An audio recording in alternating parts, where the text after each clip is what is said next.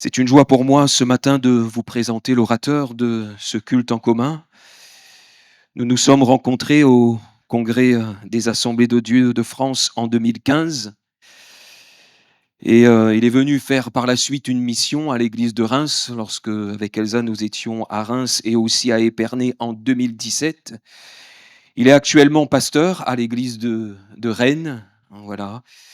Il est marié à Nathalie et ils ont 2 enfants, Zoé et Alonso. Voilà. Que Dieu te bénisse, mon cher ami Leandro González, que la parole du Seigneur encore nous soit communiquée par le biais aussi de son ministère et que là encore véritablement l'Église puisse recevoir pleinement toute la parole du Seigneur.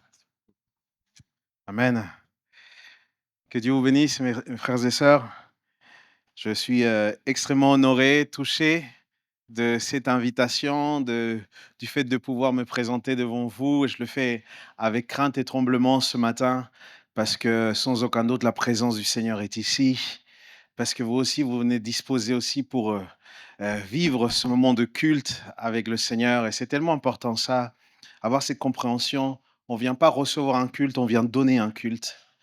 Vraiment, c'est l'attitude de nos cœurs, c'est ce que le Seigneur attend, qu'il y ait vraiment ce cœur disposé et disponible pour pouvoir être à ses pieds, pour pouvoir l'adorer pour qui il est. Comme disait mon frère, que je remercie, je suis marié à la plus belle femme du monde. Ne soyez pas comme ça. S'appelle Nathalie, effectivement. On a la joie d'être mariés depuis plus de 15 ans, parce que je fais extrêmement jeune, je le sais. Mais en fait, je suis pas si jeune que ça. Si, je suis jeune quand même. J'ai 40 ans cette année. Je le vis avec douleur, mais je suis vraiment très, très heureux. Du coup, nous avons eu donc 2 enfants, Alonso et Zoé, qui sont ma femme et mes enfants sont ce qu'il y a de plus important pour moi. Je le partageais hier avec des frères, c'est vraiment notre premier ministère, notre maison, et que c'est difficile. On est d'accord, hein? C'est pas si facile que ça de que notre maison et nous-mêmes, nous puissions servir le Seigneur, mais heu, le Seigneur est là pour nous aider aussi. Mes enfants sont petits, ils ont 6 et 10 ans et du coup, ils me donnent des joies et aussi des maux de tête. Mais voilà, on les aime comme ça. J'en ai 2 et je n'aurai pas plus. Est-ce qu'il y en a qui ont plus de 2 enfants ici? Ah, quel j'ai une grande admiration pour vous tous, vraiment. J'ai la joie de servir le Seigneur et je prends ces quelques minutes juste pour vous dire que vous avez donc les salutations de ma famille. Vous avez les salutations de l'église de Rennes, ça s'appelle l'église du Tabor. Et j'ai la joie d'être dans cette église dans laquelle je sers le Seigneur maintenant depuis 2-3 ans. Avant, j'étais pasteur à l'église Paris Métropole, à Bastille, dans la, dans la capitale, au cœur de la ville. Et maintenant, je suis au cœur, dans la capitale de la Bretagne, puisque c'est Rennes. Et j'ai beaucoup de joie de voir l'Église aussi croître par la grâce, par la seule grâce de Dieu. Et aujourd'hui, nous sommes même sur un beau projet, un projet important d'implantation dans un terrain très hostile. Nous allons dans ce qu'on appelle la forêt de Brocéliande. En Bretagne, la forêt de Brocéliande, c'est l'endroit le plus obscur qui puisse exister niveau spirituel. Là-bas, il y a des druidistes. Là-bas, il y a des cultes qui se font, des médiums qui font des cultes, il y a les énergies, il y a des sapins très particuliers, une zone comme ça dans laquelle eux, ils se mettent à l'intérieur parce qu'ils reçoivent de l'énergie des sapins et c'est la première implantation de l'église et moi j'ai dit au Seigneur: «Seigneur, tu es sûr? C'est le premier projet de l'église, Seigneur?» Et le Seigneur m'a dit: «Oui, oui, la lumière, il faut qu'elle soit au milieu des ténèbres. Il faut que la lumière soit au milieu des ténèbres». Du coup, nous y allons petit à petit, avec, juste, en comptant pleinement sur la grâce de Dieu et maintenant sur vos prières aussi, pour que vous puissiez aussi nous accompagner dans ça. Hem, J'aurais à cœur de vous partager ce matin, un message qui est en thématique avec, ce qu'on vit ce week-end. sur la puissance de la résurrection. Il y a quelque chose de très fort que nous pouvons acquérir et encore plus asseoir dans nos cœurs, je le crois encore ce matin. Je me suis rendu compte qu'il arrive des moments, tout être humain arrive à un moment dans lequel on touche ce qu'on appelle des crises existentielles. Tout le monde peut arriver dans un état de sa vie dans lequel il y a une crise existentielle. Il y en a que c'est quand ils sont ados, il y en a qui sont un petit peu plus jeunes, il y en a qui c'est un petit peu plus âgés, mais ça nous pousse à nous questionner sur des sujets profonds et des sujets très importants. Et il y a un auteur qui s'appelle Yuval Harari.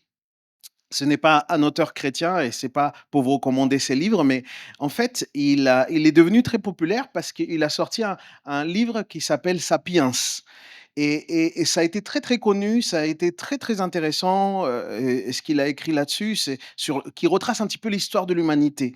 Et après, il a publié un deuxième ouvrage, aussi best-seller, qui s'appelle Homo Deus.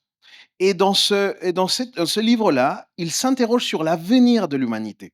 Et ce qui est intéressant, c'est qu'il partage des choses sociétaires, des choses sur les générations actuelles et les générations même qui sont déjà passées. Il le dit avec beaucoup de lucidité, l'humain a trois désirs profonds. Le premier, c'est être heureux. Le deuxième, c'est avoir du pouvoir. Et le troisième, c'est être immortel. Et ça, c'est quelque chose qui a marqué toutes les générations. Depuis que l'humanité existe, l'humain court derrière cela. Et bien évidemment, il n'est pas le premier à s'être intéressé au sujet de l'immortalité en tant que telle, à cette quête.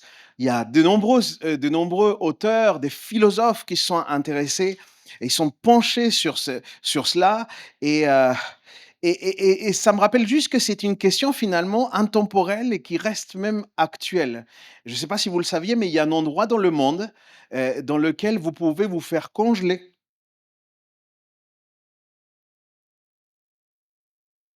Et c'est pas la Bretagne, hein. Parce qu'il y en a qui m'ont dit: «Ah ouais, ça doit être chez lui, hein». Non, non, non, c'est pas la Bretagne. Et dans l'espoir d'un jour pouvoir et apparemment, ils nous mettent dans un état presque végétatif et après, au bout d'un moment, il y aurait moyen, potentiellement, de pouvoir nous réveiller, c'est ce qu'il dit, hein. Et d'ailleurs, c'est bizarre parce que, c'est censé être à l'envers, hein, la tête vers le bas et cetera. C'est très bizarre, c'est très bizarre. Mais ça marque juste que tout le temps, dans toutes les époques, il y a eu justement cette question de l'immortalité. Et la crainte majeure de l'être humain va toujours rester celle-là, va rester cette crainte de la mort. Et c'est là le paradoxe le plus intéressant, c'est que la plupart des gens, la seule chose sûre qui leur semble dans la vie, c'est le fait qu'un jour ils vont mourir. Et c'est ça qui est le paradoxe. Ok, que ce soit par un accident, que ce soit par une maladie, par une pandémie, la mort reste toujours la plus grande peur des êtres humains et c'est un problème majeur. Je ne sais pas si vous vous souvenez de l'époque du Covid, dans lequel on voyait tous les soirs un comptage. C'était horrible comme truc. Et là, il y avait cette crainte encore de la mort qui était là et tout ça. C'est une problématique majeure en fait. C'est une problématique majeure pour l'être humain. Et j'aime la Pâque, justement. Pourquoi j'aime Pâques?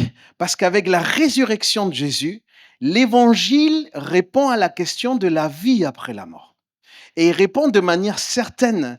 Et ce sont maintenant des millions, voire des milliards, je crois, au travers de l'histoire humaine, qui ont saisi cette histoire de résurrection, de la mort et la vie de Jésus. Et depuis ce moment-là, il y a quelque chose qui s'enlève de nos vies, c'est la peur de la mort. Et je prie pour qu'en en repartant d'ici, plus jamais tu aies peur de la mort. Amen. Ouvrez avec moi la parole de Dieu si vous le voulez bien à Jean chapitre 11, verset 25, pour que vous ne disiez pas, ah, ce pasteur, il n'ouvre pas la parole en plus. Si, si, si. Jean chapitre 11, verset 25. Regardez ce qui est écrit. Je suis la résurrection et la vie, lui dit Jésus. Celui qui place toute sa confiance en moi vivra même s'il meurt. Et là, on voit que Jésus, il y a 2000 ans, se révèle, plus de 2000 ans, il se révèle en tant que fils de Dieu. Et comme celui qui vient résoudre cette profonde et cette complexe question de la vie après la mort. Il se présente lui-même. Mais Jésus ne dit pas ces paroles à la légère. Il ne dit pas ça comme quelqu'un simplement qui veut faire du buzz ou avoir plus de followers sur ses réseaux sociaux. Non, non. C'est au travers de sa parole, c'est à travers de sa propre vie finalement qu'il va incarner, il va partager cette vérité, il va dire le Christ est mort pour nous, c'est ce qu'on voit dans le nom de la parole, mais il est aussi ressuscité d'entre les morts et nous pouvons le constater justement que ce message est d'une grande nécessité encore dans notre société pour chacun d'entre nous. Et je fais une parenthèse pour peut-être tous ceux qui peut-être découvrent la foi d'une manière ou d'une autre dans une grande église comme celle-ci, dans un grand rassemblement comme celui-là. Il y a souvent des personnes qui sont juste à la découverte de la foi. Et la Bible déclare quelque chose de fort pour arriver à cette histoire de résurrection. Il dit que la mort, elle nous vient à cause du péché originel. C'est là où ça se déclenche, celui de Ève, celui d'Adam. Et en vue de résoudre cette problématique de la mort de l'être humain, et de sa perdition, finalement, la Bible va nous présenter un plan très très précis que je peux partager, si vous le me permettez ce matin, en 4 parties majeures. La première partie, c'est peut-être Genèse 1 et 2 avec la création, dans lequel on voit l'état initial, l'état parfait de l'être humain, le projet parfait de Dieu, le dessein parfait de Dieu, Dieu qui crée l'homme et la femme, il les crée par amour. Et c'est la seule motivation profonde. Il les crée par amour, pour être en relation avec eux. Et comme c'est ce qu'on voit vraiment dans les 2 premiers chapitres. Ensuite, juste après, vient la chute, ce moment crucial où l'humain fait des mauvais choix, il désobéit. Et par conséquent, à cause de cette désobéissance, la Bible dit qu'il s'éloigne de Dieu. Il est écarté de Dieu, il est éloigné de Dieu. Ensuite, à partir de là, presque tout le reste de la Bible, c'est une seule histoire, c'est l'histoire de la rédemption. Parce que Dieu aime l'homme et la femme. Toujours, il aime l'homme et la femme. Et du coup, il met en place ce plan de salut, ce plan de rédemption. Et c'est la seule et l'unique solution qu'il a pour pouvoir réconcilier l'humanité avec le Dieu créateur, le Père avec ses enfants. Et c'est ça le souhait de Dieu. Et parce que le salaire du péché, c'est la mort, alors il fallait que quelqu'un meure. Et la Bible nous montre du coup que il devait y avoir une justice divine, parce que si Dieu est juste, il fallait qu'il applique sa justice. Et cette justice divine, il fallait qu'elle soit placée sur une personne, mais c'est là où la parole est forte. Il dit, une seule personne pouvait payer pour tous les autres. C'était quelqu'un de totalement juste. Et cette personne, c'est Christ. En d'autres mots, la seule personne qui n'a jamais péché peut payer pour tous ceux qui ont péché un jour. Et voilà l'histoire de la parole de Dieu. Il dit qu'il ne va trouver personne si ce n'est son propre Fils. Et du coup, le plan de salut, le plan de rédemption de Jésus, Dieu le Fils, en fait, le seul juste a payé pour tous les pécheurs. Dis à ton voisin, il a payé pour toi. Il a payé pour moi. Mais il y a une autre étape. Et cette étape, c'est ce qu'on appelle la glorification. Et dans cette étape de glorification, c'est très simple. Dieu reprend ce qui a chuté. Le plan de Dieu initial n'a pas échoué. Parce que Dieu n'échoue jamais, mes amis. Du coup, le plan initial de Dieu, c'est vers cela que la glorification nous permet de rentrer. Il rétablit l'état initial, l'état parfait, sans laisser de place pour que le péché s'introduise. Quand toi et moi, on va être glorifiés, si déjà tu te considères beau gosse, tu vas être beaucoup plus beau gosse que ça. Et la Bible dit qu'il n'y aura plus aucun mal, aucun péché. Plus aucun péché qui va s'introduire. Et c'est là qu'on peut trouver une certaine logique, parce que par la glorification, à ce moment-là, quand il va y avoir la glorification, on voit la nécessité du coup que les morts en Christ ressuscitent. Parce qu'il ne peut pas y avoir de glorification sans résurrection. Et c'est ça le sens très très important. Et c'est le chemin que nous permet de retrouver l'état initial. Et c'est sous ce point de vue, en fait, que la résurrection n'est pas simplement quelque chose de logique, mais c'est quelque chose de nécessaire pour le croyant. Encore une fois, l'homme et la femme se trompent au jardin, il y a ce péché, il y a toute cette dégradation de l'humanité, Et Dieu fait quelque chose d'extraordinaire. Quand toi et moi, nous naissons de nouveau, quand la Bible dit que nous naissons de l'Esprit, c'est dans le projet de nous replacer dans ce jardin-là. C'est de nous ramener dans l'état initial. C'est pour nous sortir. Et c'est pour ça que la promesse biblique, c'est que notre vie après la mort, il n'y aura plus de douleur. Il n'y aura plus de maladie. Il n'y aura plus de belle-mère. Non, non, c'est pas ça. C'est pas ça. Je n'ai absolument rien contre les belles-mères. OK? Moi, je m'entends très bien avec ma belle-mère. J'habite en France, elle habite au Chili. Ça se passe très bien. Ça se passe très, très bien. Mais je voudrais... On va y arriver, on va y arriver. L'Église primitive, elle ne s'est pas simplement fondée sur la prédication de la croix. Il y en a beaucoup qui considèrent ça. Non, c'est pas ça. L'Église primitive, elle s'est fondée sur la prédication de la croix et de la résurrection de Jésus. Et c'est quelque chose de fondamental, c'est le fondement immuable de toute personne aussi qui se convertit. Ok? D'ailleurs, l'un sans l'autre, l'œuvre serait incomplète, en fait. Parce que la mort de Jésus sur la croix nous a apporté effectivement le pardon sur nos péchés ici sur la terre. Mais la résurrection nous apporte l'espérance de la vie après la mort dans le royaume. Donc on a besoin des deux. C'est pour ça que autant Jésus fut l'agneau au moment de la croix, autant il fut le lion au moment de la résurrection. Il y a eu cette puissance qui s'est exprimée. Et c'est cela dont Jésus parle dans son discours, dans Matthieu chapitre 28, verset 18, vous pouvez le voir. C'est là qu'il fait cette grande déclaration, on comprend peut-être mieux cette déclaration. Tout pouvoir, en disant toute autorité. Matthieu 28, verset 18. Tout pouvoir, toute autorité m'a été donnée dans le ciel et sur la terre. Et il le dit de manière très concrète. Il a le pouvoir sur la mort, à la croix, mais il a aussi la vie à la résurrection. Quelqu'un dit Amen ce matin.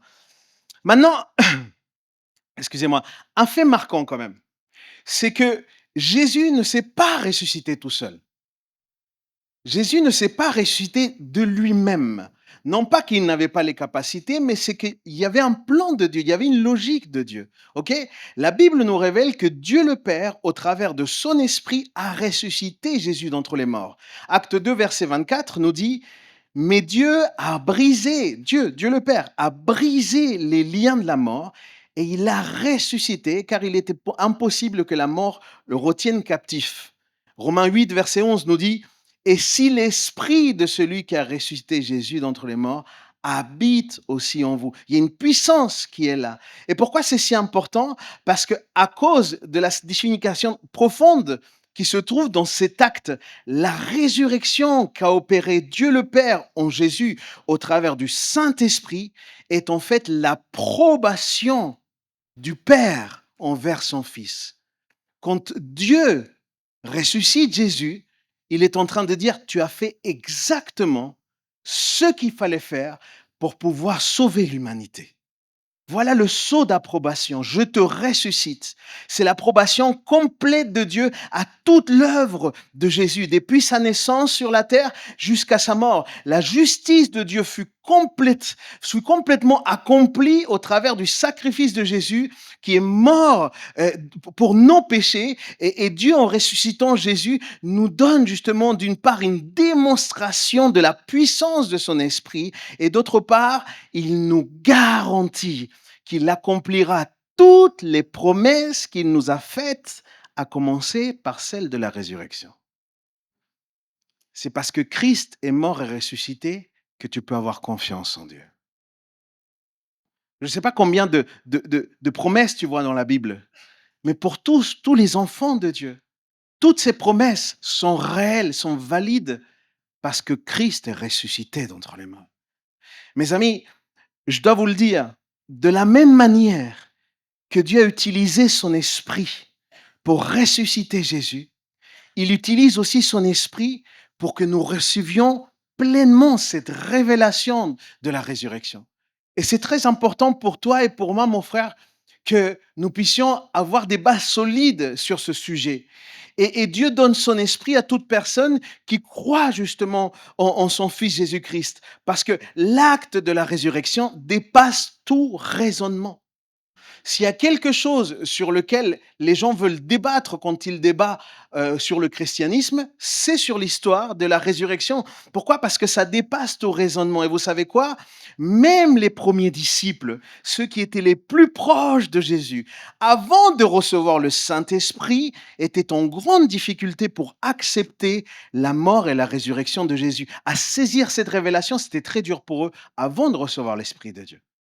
En fait, si on se met un petit peu à leur place, pour eux qui avaient vu Jésus, qui avaient entendu Jésus, c'était inconcevable que le Messie envoyé de Dieu, vraiment envoyé de Dieu pour son peuple, que ce Messie finisse par la mort la plus honteuse et humiliante qu'il puisse exister. C'est inconcevable pour qui que ce soit. Si toi et moi, on aurait été là, on n'aurait pas été mieux, mes frères et mes sœurs. La mort d'un Messie maudit par les hommes. Vous vous rendez compte? C'est quelque chose de beaucoup trop grave. Eux qui étaient dans une culture en plus judaïsante, qui avaient toujours entendu parler d'un roi qui allait devenir justement ce sauveur, ils ne pouvaient pas concevoir que le Fils de Dieu puisse finir de cette manière. Et Jésus, pourtant, avait fait le job. Jésus avait prévenu à différents moments, de manière très claire, ce qui allait se passer. Si vous allez maintenant, allez avec moi dans Matthieu chapitre 16, s'il vous plaît. Matthieu chapitre 16, du verset 21. On va lire plusieurs passages sur Matthieu 16. Matthieu 16, verset 21, il dit, « À partir de ce jour, Jésus commença à exposer à ses disciples qu'ils devaient se rendre à Jérusalem et subir de cruelles souffrances de la part des responsables du peuple, des chefs, des prêtres et des spécialistes de la loi, être mis à mort et ressusciter au troisième jour. » Donc là, ils sont déjà prévenus. Mais regardez, si vous allez au chapitre d'après, chapitre 17, versets 23 et 22 et 23, pardon, il dit, « Un jour qu'ils parcouraient tous ensemble la Galilée, Jésus leur dit, « Le Fils de l'homme va être livré entre les mains des hommes. Ils le feront mourir, mais au troisième jour, il ressuscitera. » Et les disciples, qu'est-ce qui se passe? Regardez la réaction des disciples. C'est pas « ouais, alléluia », non, non, non. Les disciples furent extrêmement affligés par ces paroles. Ils ne comprenaient pas. Ils n'avaient pas saisi cette révélation. Il n'y a pas simplement ça. Regardez après avec moi, chapitre 20. C'est là la troisième fois qu'il prévient. Chapitre 20, versets 17 à 19.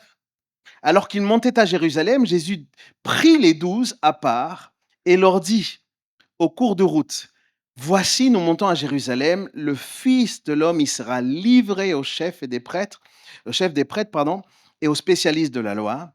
Ils le condamneront à mort, ils le mettront entre les mains des païens, pour qu'ils se moquent de lui, qu'ils le battent à coups de fouet et qu'ils le clouent sur une croix. Puis au troisième jour, il ressuscitera. » La question est là. Comment, si Jésus est si clair avec eux, comment ça se fait que eux, le moment où la chose arrive, ils ne l'acceptent pas? Et comment ça se fait que même au moment où Jésus leur dit, ils ne comprennent pas? Vous savez, c'est quoi le moment, la difficulté pour eux de pouvoir croire à cette résurrection? Et les dieux, une chose, c'est que chacun d'entre eux, ils se sont focalisés sur le vendredi où Jésus meurt. Eux tous, leur concentration, leur sujet n'était pas la raison de la résurrection. Eux, leur sujet, c'était que Jésus allait mourir. Et ils ont mis un focus là-dessus. Leur cœur était déboussolé. Le voir mourir ainsi, ça les a confondus au point de ne pas se rappeler tout ce que Jésus leur avait annoncé plein de fois. Quand ils ont vu Jésus comme ça, ils se sont dit non, c'est pas possible. Il y a un couac dans l'histoire. Tout à l'heure, peut-être tout ce qui avait été dit, tout ce qui s'est passé, c'était peut-être pas vrai. Et je ne sais pas vous, mes amis, mais moi, je ne peux pas les juger. Je ne peux pas juger les disciples parce que quand toi et moi, dans la vie, nous nous affrontons à des temps incompréhensibles, quand toi et moi, on est confrontés à des temps durs, à des temps difficiles, à des heures sombres, des choses inattendues, comme celles que peut-être toi tu peux vivre aujourd'hui, nous devenons aussi comme ces disciples. Il y a cette aura du vendredi à nos rats d'échecs, à nos rats de désarroi, à nos rats de désespoir qui nous enveloppe et nous fait oublier tout ce que Jésus a dit. On n'est pas mieux que ces disciples-là. Devant ce qui nous accable, devant notre réalité visible, nous sommes tentés de penser, Dieu m'a oublié. Dieu n'est plus là. Il n'est plus là. Et par moments, nous nous sentons même incapables de croire que dans la réalité invisible, Dieu œuvre en notre faveur. On a du mal à croire à ça. On a du mal à croire en ce Dieu qui agit même quand tu ne le vois pas. Et pourtant, c'est ce Dieu-là. Et c'est pour ça que c'est tellement important. Parce que tout va changer le dimanche. Tout va changer le dimanche, mes amis. La résurrection est une démonstration de la puissance de Dieu et c'est quelque chose de fou, vraiment. C'est vraiment quelque chose de très, très, très fort ce qui se passe là. Ce qui a été appelé échec le vendredi, Dieu l'a transformé en triomphe le dimanche. Il y a eu quelque chose de très fort. Là où le vendredi n'était que larmes, n'était que deuil, le dimanche a fait éclater de la joie, mon frère, ma sœur. L'obscurité qui enveloppait la croix et qui a laissé place là, et ben tout ça, mon ami, à un moment c'est disparu. Le dimanche c'est disparu parce qu'il y a une lumière qui ne pouvait cesser de briller, et c'était celle de Jésus ressuscité. Vraiment, le vendredi, le pessimisme régnait. Le vendredi, il ne pouvait pas y avoir un moment heureux. Non, non, non. Mais le dimanche, l'optimisme, l'espérance a pris vie. Tout a changé. Le vendredi, la mort semblait avoir le dernier mot. Mais le dimanche, la vie a tout balayé. Et c'est extraordinaire.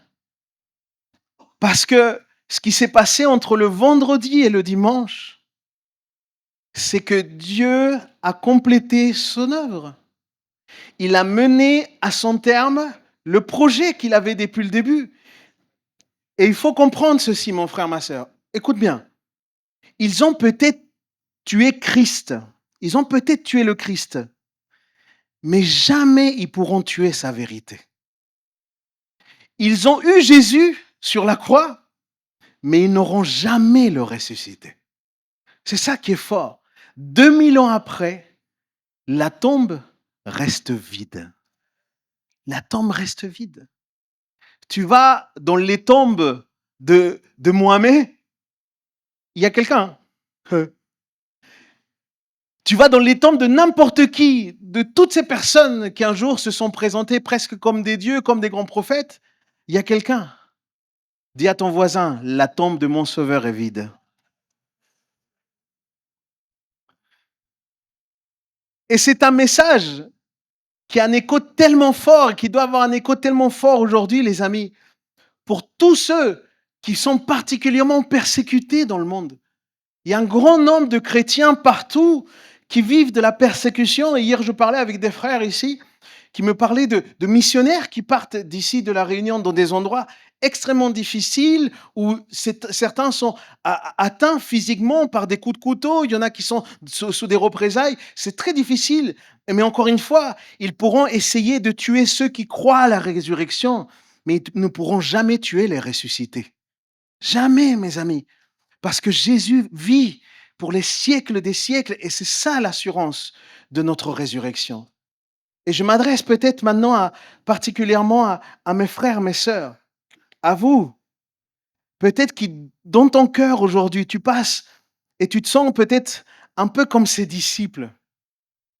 Moi, j'ai par moments des saisons comme ça très difficiles dans lesquelles on dirait qu'il y a cette aura du vendredi qui veut me poursuivre, qui veut rester là autour de moi. J'ai beau être pasteur, jeune pasteur, très jeune.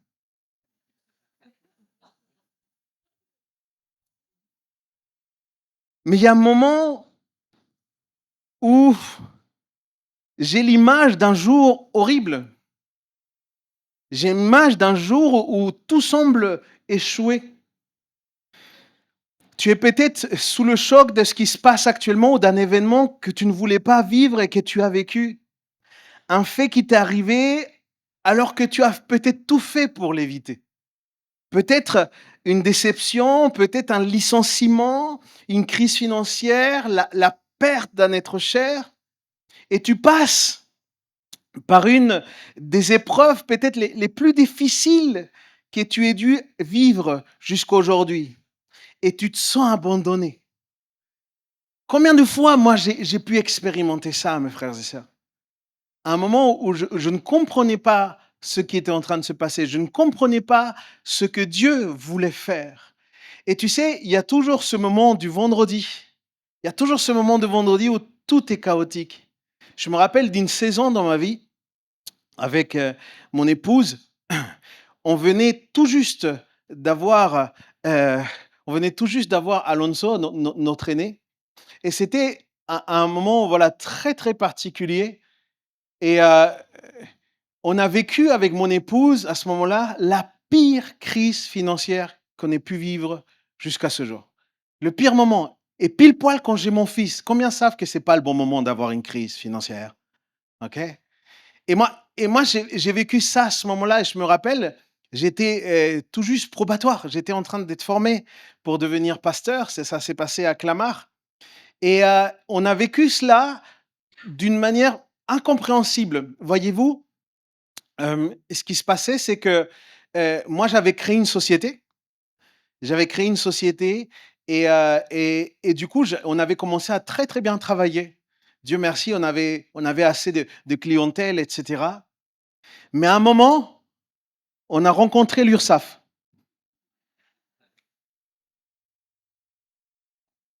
Assez rire, je crois que vous voyez de quoi je veux parler. Et après, on a rencontré les impôts sur la société. Hmm. Et on a rencontré comme ça un certain nombre de défis. Et même si j'avais essayé de faire les choses correctement, j'avais un cabinet comptable par lequel j'étais accompagné, en fait, tout payer, c'était compliqué. Moi, j'avais créé cette société pour mon papa. En fait, mon papa, il est arrivé à l'âge de 58, 58 ans par là. Et mon père, du jour au lendemain, s'est retrouvé sans emploi. Et il s'est retrouvé sans emploi parce que son patron à l'époque, en fait, il avait omis de faire des déclarations fiscales, si vous voyez ce que je veux dire. Et pendant ce temps-là, il avait un petit yacht et quelques maisons très sympathiques. Et un jour, le fisc lui est tombé dessus. Et finalement, tous les salariés qui étaient dans cette société se sont retrouvés du jour au lendemain sans emploi. Et le problème, c'est que tout ce qui était chômage, tout ce qui était, du coup, les entrées d'argent ne pouvaient être débloquées tant que le jugement n'était pas passé. Et du coup, mon père, pendant quelques mois, s'est retrouvé sans aucun salaire et c'est devenu assez critique. Et ce qui était curieux, c'est que les clients chez qui lui, il allait bosser, l'ont appelé directement. Ils lui ont dit, si tu crées une société, eh bien, tu pourras nous reprendre puisque nous, on est prêts à pouvoir travailler avec toi. Et c'est comme ça que le projet a commencé. Et puis mon père, lui, il vient d'une condition très, très humble. Du coup, il n'avait pas forcément d'études. C'est un immigré. Il parlait pas forcément très bien le français non plus. Donc, moi, je venais de finir mes études et il me dit: «Écoute, ça te dit pas, je te propose qu'on s'associe et puis qu'on puisse faire, cette société». C'est ce qu'on a fait et du coup, au début, ça fonctionnait et cetera, mais petit à petit, avec tout ce qu'il fallait payer, moi, dans ma position de responsable, j'ai commencé à tout payer, mais je me suis plus payé. Vous voyez ce que je veux dire? Mais je me suis plus payé parce que je voyais bien qu'il y avait un besoin et cetera et que j'essayais de me débrouiller d'une manière ou d'une autre. Sauf que se débrouiller d'une manière ou d'une autre, au bout d'un moment, ça marche pas toujours. Et c'est comme ça, en fait, qu'avec mon épouse, on s'est retrouvés dans cette situation très compliquée. Et quand on est entrepreneur et qu'on a des appels de la banque, que le chèque il n'est pas encore arrivé, qu'on a des courriers qui nous viennent de l'URSSAF, etc. Moi, j'ai connu pour la première fois ce qui était les maux de ventre. Ok, j'ai connu des sensations que j'avais jamais connues. Le stress, ça provoque beaucoup, beaucoup de stress. Priez pour tous les entrepreneurs ici, que le Seigneur vous garde, vous bénisse, faites les choses bien et le Seigneur sera avec vous. Et c'était quelque chose voilà, de très, très difficile. Et du coup, je me suis dit: «Mais comment ça se fait Seigneur? Comment ça se fait que je vois pas ta grâce, quoi?» Et je me rappelle, pendant ce temps-là, moi, j'étais à mi-temps déjà. L'église m'avait sollicité et du coup, en plus de la société que j'avais, j'étais à mi-temps dans l'église, investi en tant que jeune pasteur, que je suis toujours resté, comme vous pouvez le voir. Heu et du coup, ce qui s'est passé, c'est que à ce moment-là, pendant cette période, on a beaucoup prié. On a beaucoup prié avec mon épouse parce qu'on s'était promis une chose avec mon épouse. Quand on s'est marié avec mon épouse, on s'est dit: «Toi et moi, on va toujours compter sur la grâce de Dieu». Avant même d'aller voir nos parents, avant même de solliciter qui que ce soit, on va d'abord faire un pacte que c'est le Seigneur qui va toujours nous pourvoir. Je dis ça à tous les jeunes mariés là qu'il faut qu'ils coupent un peu avec les parents là. Le Seigneur vous voit, hein. C'est très important. Vous ne devez pas être dépendant de vos parents, on doit être dépendant du Seigneur. Et ce n'est pas parce qu'on est dépendant du Seigneur que tout est facile. Et à ce moment-là, on priait. Et je me souviens, on priait. C'était fort, vraiment. On passait des temps très, très importants dans la prière. Et un jour, il y a le pasteur principal qui passe me voir et à qui j'ai rien dit. Moi, j'ai rien dit à aucun frère, etc. Personne ne savait la condition dans laquelle on était. Et il passe nous voir, etc. Et là, il dit, écoute, Leandro, voilà, je voulais te prévenir, je ne sais pas si c'est possible pour toi, mais en fait, heu, on voudrait vraiment te prendre à beaucoup plus de temps. En fait, déjà à l'époque, il m'avait monté déjà à 75 en termes de ressources, de temps que j'avais à l'église. Et là, il me disait: «Non, là, on veut te prendre vraiment à 100 parce qu'on sait et puis il y a un vrai besoin et puis, voilà, l'église a un bon témoignage et le conseil d'administration pousse pour que tu sois à 100. Et du coup, moi, j'ai fait le calcul, parce que quand on est entrepreneur, il faut que les chiffres aillent vite. Je fais le calcul et je me suis dit: «Waouh, d'ici 4 mois, c'est restauré». Et là, j'ai fait: «Franchement, Dieu est fidèle». Tu vois? J'ai dit: «Waouh, c'est au travers de l'église, moi dans la prière tout seul, le Seigneur a parlé et il a fait et du coup voilà». Et là, du coup, c'était dans son bureau et moi je rentre comme ça à la maison. C'était dans un appartement qui est juste à côté de la maison, c'était le presbytère et je rentre comme ça dans la maison. Alléluia, le Seigneur a répondu. Ma femme me voit comme ça, je lui dis: «Dieu est fidèle». Jamais il nous laisse tomber, jamais, jamais. Et vous voyez, j'étais tellement heureux et moi j'ai quand je suis très, très content et quand je suis très, très triste, je fais exactement la même chose. Quand je suis très, très content, je m'enferme dans la chambre et je pleure avec Dieu. Et quand je suis très triste, je m'enferme dans la chambre et je pleure avec Dieu. Et du coup, là, je vais dans ma chambre, je pleure avec Dieu, je me mets à genoux, je commence à l'adorer. Et combien savent que quand on est heureux, on adore très bien, hein? Vous êtes d'accord, hein? C'est pas difficile. Et du coup, je me mets dans la chambre, tu vois, mon frère, je m'assois, je lève les mains et dis: «Seigneur, tu es le Dieu véritable». Et je commence à parler comme un chrétien classe. Alléluia.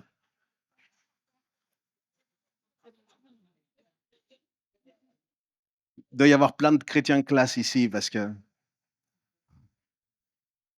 et mon frère, au moment où je mets le genou par terre, le Seigneur parle à mon cœur et il me dit: «Refuse». Et là, j'ai fait: «Hors de moi, Satan».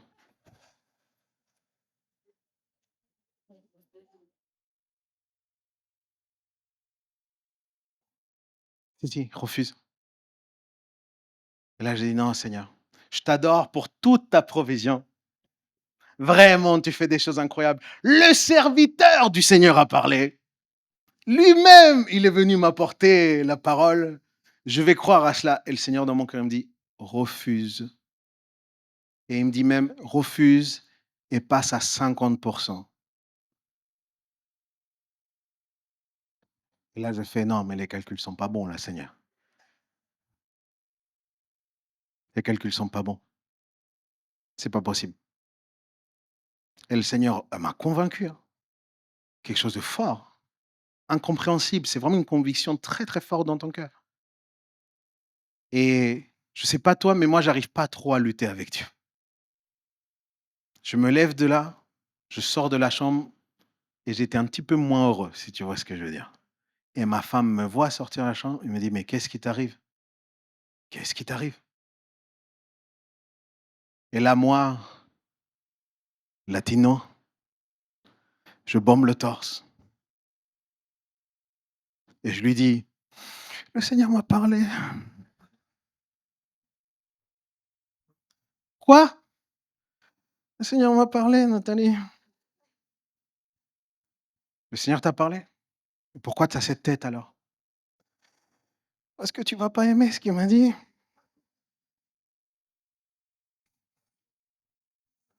Et je lui raconte à mon épouse. Je lui dis: «Écoute, je le Seigneur m'a dit de ne pas accepter et il m'a pas dit pourquoi. Et il m'a dit qu'il fallait pas que j'accepte». Et là, j'ai vu le côté obscur de la force de ma femme. Il y a eu un regain, tu vois? Quelque chose je vous inquiétez pas, j'ai le copyright de ma femme, j'ai les autorisations pour pouvoir raconter cette histoire de cette manière. Mais imaginez, c'est une jeune maman. On vient d'avoir notre bébé et moi, quand on me propose, les sous pour pouvoir subvenir à nos besoins, je dis: «Non». Il y a quelque chose qui va pas, on s'explique. Mais quand j'ai vu réagir comme ça ma femme, je me suis dit et je lui ai pas dit en plus, qu'il fallait qu'on descende en plus. Et elle dit: «Mais qu'est-ce qu'il y a?» J'ai dit: «Parce qu'en fait, il y a autre chose». «C'est quoi?» «Et bah, en fait, le Seigneur m'a dit de pas simplement refuser, mais de passer à 50 en plus». Et là, je l'ai perdu. Là, ma femme, elle s'est levée. Elle se lève jamais ma femme quand on discute. Mais là, elle s'est levée. Elle m'a dit: «Écoute-moi bien, Gonzalez».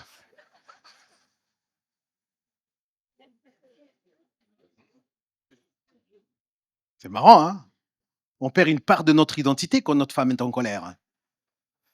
«Écoute-moi bien, Gonzalez. Je vais être très clair avec toi. Que toi et moi, on ait faim, c'est pas grave. Mais que notre fils ait faim, c'est mort. Et je vais être très clair avec toi.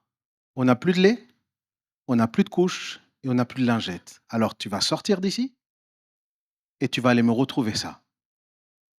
Et moi, homme viril, latino, je bombe le torse et je pars. Sachant que la carte ne passe plus. Tu vois ce genre de moment où tu mets plus la carte parce que tu as peur qu'il l'avale? Comme ça, je savais. Et je me suis dit: «Bon, je vais trouver des sous dans la voiture, quelques centimes et cetera. Je vais trouver quelque chose», tu vois? Et je ferme la porte et j'étais angoissé, mon frère. C'était mon vendredi. C'était mon vendredi. Je ferme la porte et là, je regarde le ciel, j'ai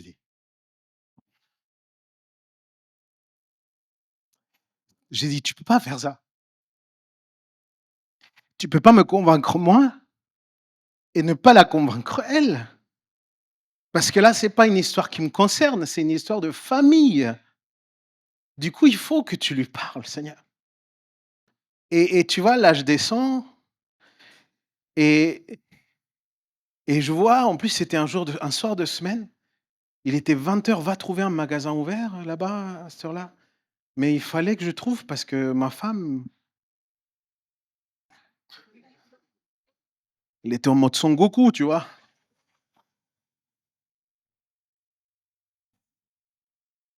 Et je descends et tu sais, mon frère, il y a des jours où tu veux pas croiser des chrétiens. Il y a des jours comme ça, on est d'accord, hein? On vous aime, hein?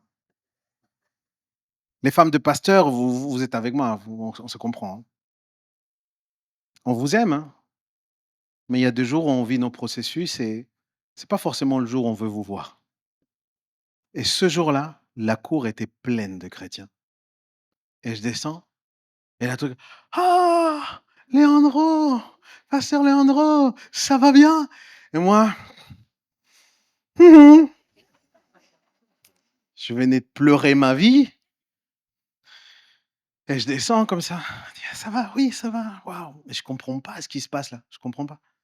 Mais je sors et il y a quelqu'un comme ça qui vient dans la rue et il me chope la main et c'était, en fait, c'était le jour de la collecte alimentaire et je l'avais pas du tout dans ma tête et en fait, les gens étaient là parce qu'ils avaient fait la collecte, de la banque alimentaire et du coup, il y a la responsable qui vient me voir et il me chope le bras comme ça: «Leandro, Leandro, toi, tu as un bébé?» Je dis: «Oui, mais en fait, nous, on n'a pas de famille avec bébé qui viennent ici et il se trouve qu'il y a du lait et qu'il y a des couches. Est-ce que tu voudrais les prendre?»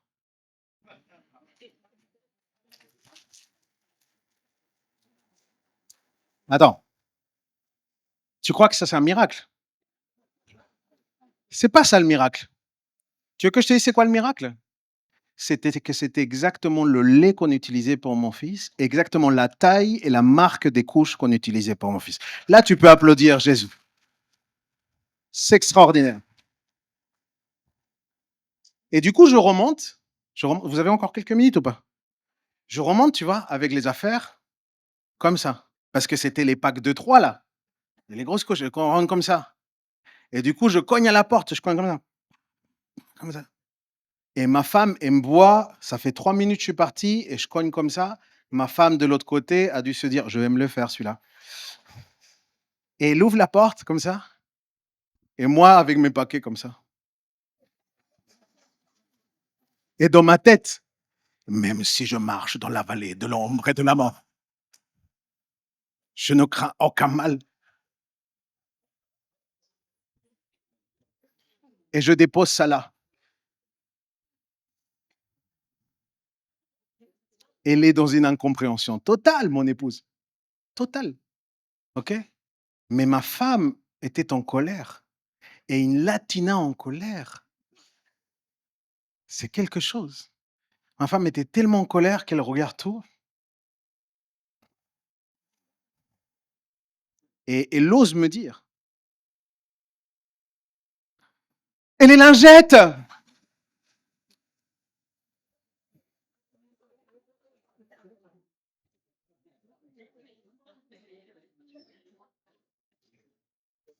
Il faut que vous connaissiez un jour mon épouse. En plus, c'est une chanteuse de fou, hein. Toi, tu la connais, hein. Elle chante beaucoup mieux que moi, d'ailleurs et je me rappelle, elle me regarde comme ça, les lingettes et là, je me dis: «Bon, là, c'est obligé, je vais trouver 5 €. J'irai dans un pharmacie à cette heure-ci, je vais trouver, il y a moyen».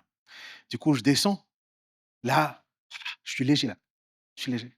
Je descends comme ça et je vais dans la voiture et puis pareil, la même dame me chope le bras, la même dame. Elle me dit: «Léandro, on a oublié, on a pour toi des lingettes»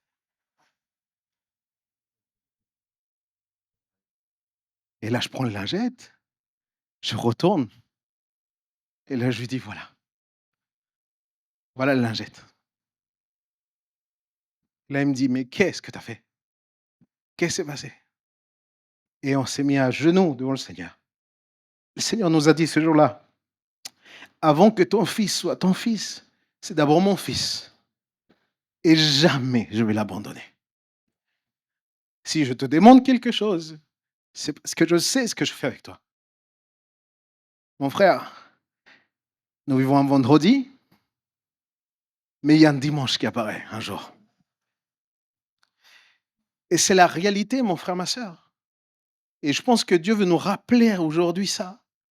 Dieu dit à quelqu'un aujourd'hui: «Fais-moi confiance, je compléterai mon œuvre». Ce qui se passe entre le vendredi et le dimanche, c'est l'affaire du Seigneur. Comment ça se passe? C'est l'affaire du Seigneur. Comment il se débrouille? C'est Dieu qui doit gérer.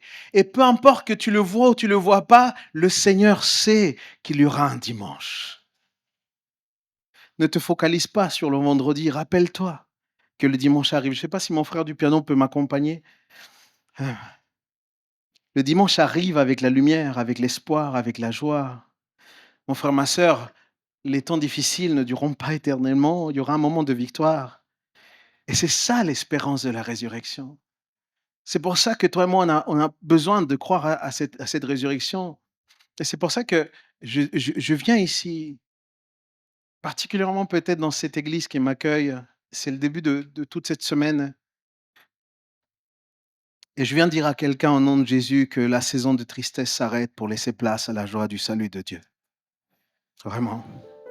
Je viens dire à quelqu'un que la saison d'échec s'arrête parce que le triomphe de Dieu va se manifester dans ta vie. Je viens dire à quelqu'un que la saison de l'obscurité dans ta maison, là, dans ta famille, elle s'arrête. Elle laisse place à la lumière de la parole de Dieu. La saison du pessimisme s'arrête pour laisser place à la foi en Jésus. Est-ce que quelqu'un le croit ici? Mais je ne peux pas passer à côté d'un détail important dans tout ce récit qui me permet encore plus d'appuyer ce propos qui existe entre la résurrection et l'Esprit de Dieu. À la résurrection, Jésus prend le soin de retrouver ses disciples, vous voyez? Parce que ce qui s'est passé, c'est qu'avec la mort, tout le monde s'est dissipé. Les disciples, au moment de la mort de Jésus, étaient tous dans plein d'endroits différents. Mais avec la résurrection, Jésus réunit tout le monde de nouveau. Et pas simplement il les réunit, il les unit. C'est très beau ce qui se passe là. Et une fois Jésus apparaît de nouveau, la Bible dit que lui, il va les baptiser. Il va baptiser du Saint-Esprit. Ok? Il va prier pour eux. Et il les équipe de cet esprit parce que c'est l'équipement le plus important que tout disciple de Jésus doit avoir. Le revêtement de puissance, le Saint-Esprit, vous voyez? Et vous savez pourquoi il les équipe? Pourquoi c'était très important? Parce que Jésus avait comme intention de les envoyer. Mais tu ne peux pas être envoyé si tu n'es pas revêtu de la puissance de Dieu. Je dis à quelqu'un qui peut-être se dit « Ouais, moi j'aimerais faire ci, j'aimerais faire ça, etc. » Mon frère, ma soeur, je prie pour que tu sois d'abord rempli du Saint-Esprit. Sans la révélation du Christ ressuscité et sans l'équipement du Saint-Esprit, il nous est impossible d'être envoyés annoncer la bonne nouvelle. Parce que nous ne prêchons pas un concept, nous ne prêchons pas une philosophie, mes amis. C'est pour ça que l'apôtre Paul va dire « Mon enseignement et ma prédication ne reposaient pas sur des discours persuasifs de la sagesse, mais sur une action manifeste de la puissance du Saint-Esprit. » Et nous avons le Saint-Esprit qui est là pour manifester sa puissance.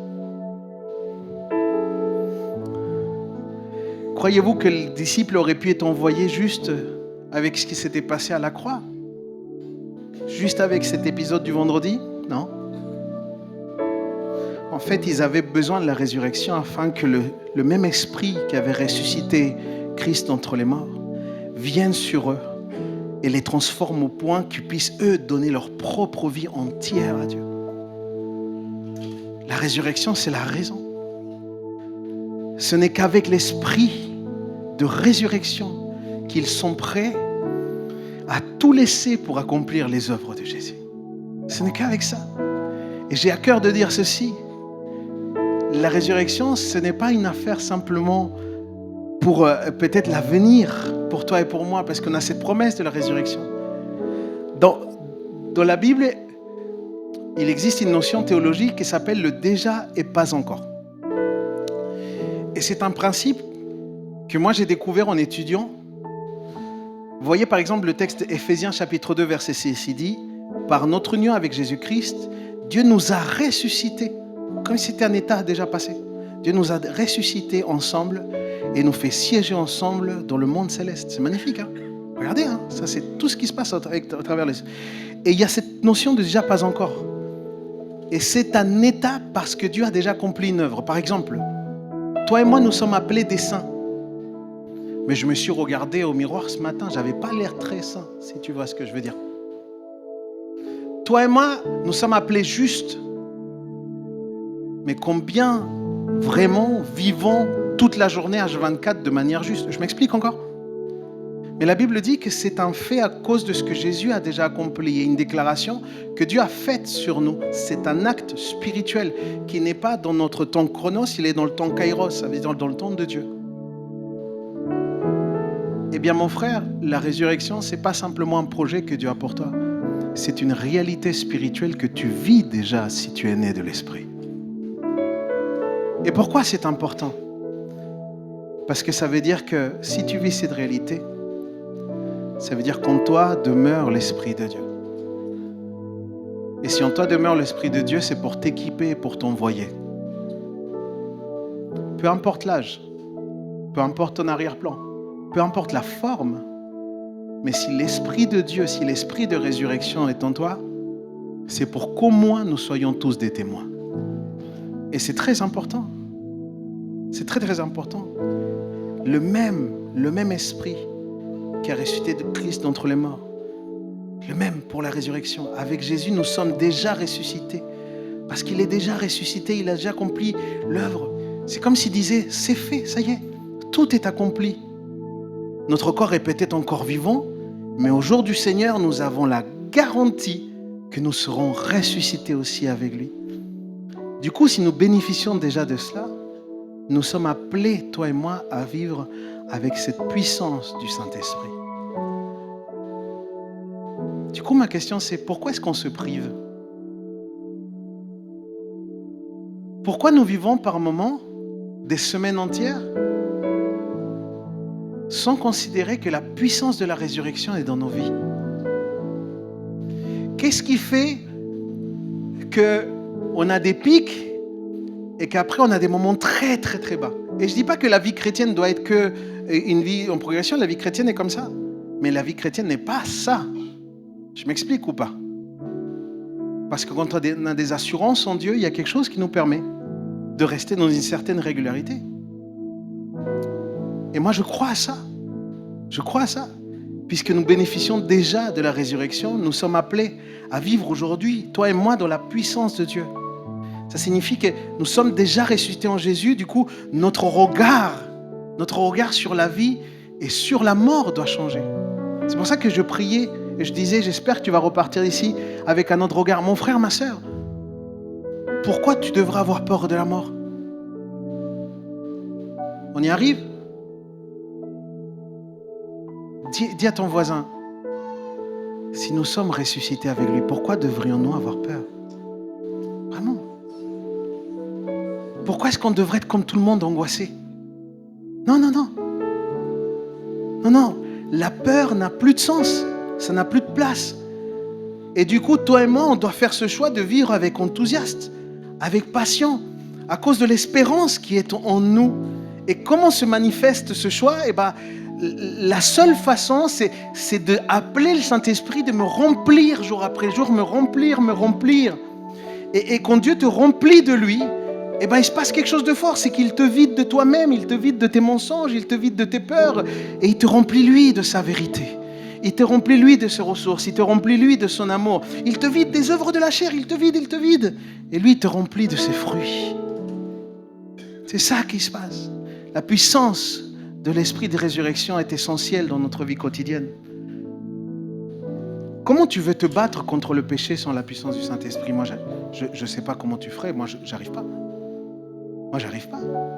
Il y a trop de tentations. Il y a trop de choses autour de nous. Il y a trop de choses qui veulent tordre, qui veulent corrompre nos cœurs. Comment est-ce qu'on peut le faire sans cela? Non, mon ami. C'est tellement important. Cette puissance est là. Pour nous qui avons reçu, et je finis avec ça, la résurrection de Jésus, c'est nous qui avons reçu cela. C'est impossible de ne pas croire, c'est impossible. Moi, ne serait-ce que par bon sens, même pas forcément juste par bon sens, c'est impossible de ne pas croire. Et là, je comprends ce qu'il disait l'apôtre Paul. Pourquoi? Parce que Paul disait que nier la résurrection viendrait à dire qu'on avait décidé de suivre Jésus pour rien en fait. Sans la résurrection, ça veut dire que par moments, on allait à contre-courant dans ce monde pour rien. Ça veut dire qu'on se consacrait pour le Seigneur, mais pour rien en fait. On s'éloignait des choses de mal, pour rien en fait. Nous mettons Dieu à la première place dans notre vie pour rien. S'il n'y a pas la résurrection, c'est pour rien. Et c'est pour ça que 1 Corinthiens 15, et je te laisse avec ce verset, versets 17 et 20. 1 Corinthiens 15, versets 17 et 20. Regardez ce qu'il dit. Or, si Christ n'est pas ressuscité, votre foi, elle est quoi? Une illusion. Une autre version qui dit, votre foi est inutile. Votre foi est vaine. Vous êtes encore dans vos péchés. Par conséquent, ceux qui sont morts en Christ sont aussi perdus. Si c'est pour cette vie seulement que nous espérons en Christ, nous sommes les plus à plaindre de tous les hommes. Mais le verset ne s'arrête pas là. Mais en réalité, Christ est ressuscité. J'ai dit en réalité, Christ est ressuscité. Je vais le redire. En réalité, dis-le avec moi, Christ est ressuscité. On n'aurait pas de foi salutaire sans la résurrection, mon frère, ma soeur. Mais par la résurrection, nous avons la garantie que notre Rédempteur vit et que tout ce qu'il a promis, il accomplira. Tout. Est-ce que tu peux te mettre debout avec moi là où tu es, s'il te plaît?